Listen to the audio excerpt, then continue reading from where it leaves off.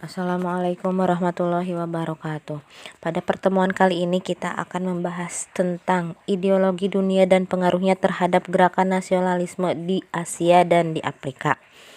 Setiap bangsa di dunia tentunya memiliki ideologi masing-masing. Ideologi tersebut adalah demokrasi, nasionalisme, liberalisme, sosialisme, dan pan-islamisme. Sebelum kita lanjutkan, sudah pahamkah apa yang dimaksud dengan ideologi? Ya, ideologi berasal dari bahasa Yunani, yaitu dari kata ideo dan logos. Ideo artinya cita-cita atau ide-ide, dan logos berarti ilmu.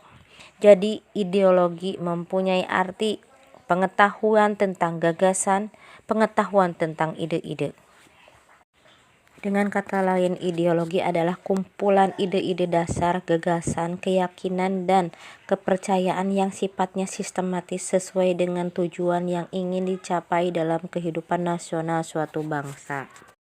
Pertama yang akan kita bahas yaitu demokrasi. Apa sih demokrasi itu? Sebagai warga negara Republik Indonesia, kita sering mendengar istilah demokrasi tersebut. Tapi mungkin kita juga belum paham sebenarnya apa itu demokrasi. Demokrasi berasal dari bahasa Yunani yaitu demos yang artinya rakyat dan kratos artinya kekuasaan. Yang kalau disatukan yaitu demokrasi berarti kekuasaan di tangan rakyat. Arti populernya yaitu demokrasi adalah pemerintahan dari rakyat, oleh rakyat, dan untuk rakyat. Demokrasi yang digunakan di berbagai negara disesuaikan dengan kondisi negara masing-masing. Demokrasi pertama kali muncul di Yunani yaitu di Athena. Penerapannya yaitu demokrasi secara langsung. Demokrasi langsung seperti yang terdapat di Yunani Athena tersebut merupakan bentuk demokrasi di mana semua warga negara ikut serta secara langsung dan aktif dalam pengambilan keputusan pemerintahan. Dalam sistem ini, semua rakyat mempunyai hak untuk membuat keputusan sehingga keputusan mereka mempengaruhi keadaan politik yang ada.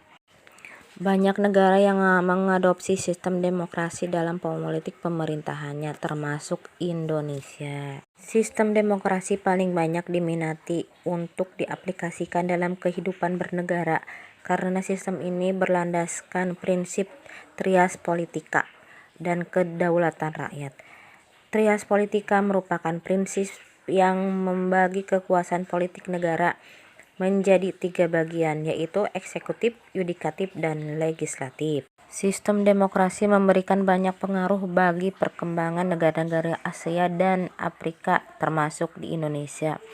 Penggunaan sistem demokrasi disesuaikan dengan kepentingan dan kepribadian bangsa, seperti demokrasi parlementer, demokrasi pemisahan kekuasaan, demokrasi presidensial, dan demokrasi melalui referendum. Sistem ini diadopsi oleh banyak pemimpin besar dunia termasuk di Indonesia yang pernah menggunakan sistem demokrasi terpimpin. Sekarang Indonesia menganut demokrasi perwakilan atau tidak langsung, yaitu seluruh rakyat memilih perwakilan mereka melalui pemilihan umum atau pemilu yang menyampaikan pendapat, yang artinya semua rakyat memiliki hak dan daulat, namun kedaulatannya tersebut diwakilkan melalui perwakilan sehingga disebut dengan demokrasi tidak langsung atau perwakilan. Kedua, kita akan membahas tentang nasionalisme. Apa itu nasionalisme? Nasionalisme berasal dari bahasa Inggris nation yang berarti bangsa. Nasionalisme adalah suatu paham atau ajaran untuk mencintai bangsa dan negara sendiri. Latar belakang adanya nasionalisme. Nasionalisme pertama kali berkembang di Eropa pada abad ke-18.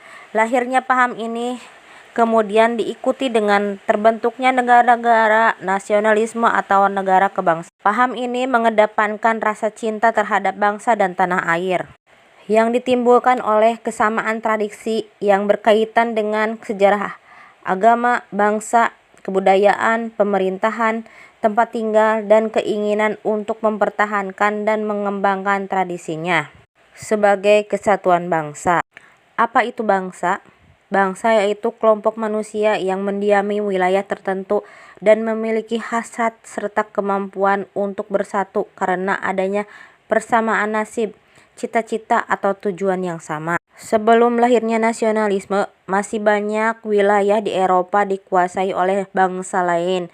Contohnya, Belanda pada abad ke-16 ternyata masih dikuasai oleh Spanyol dan baru merdeka setelah Perang 80 tahun. Selain Belanda, masih banyak negara-negara di Eropa masih terjajah dan bangsa penjajah seringkali melakukan penindasan.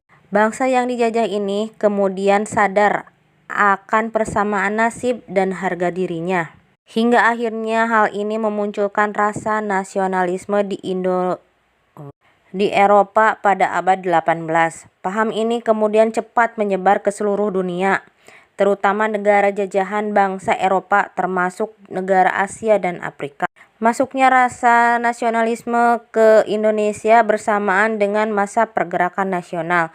Paham nasionalisme pada akhirnya membentuk jati diri kebangsaan Indonesia yang sebelumnya hanya mengenal persatuan atas dasar kesukuan.